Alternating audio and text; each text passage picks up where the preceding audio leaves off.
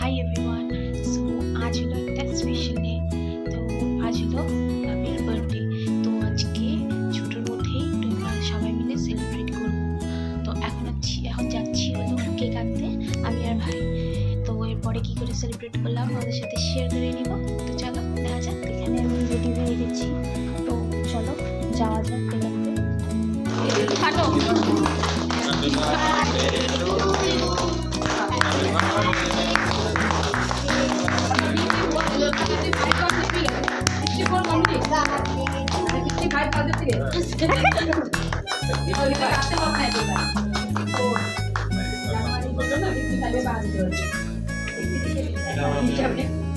Rajesh,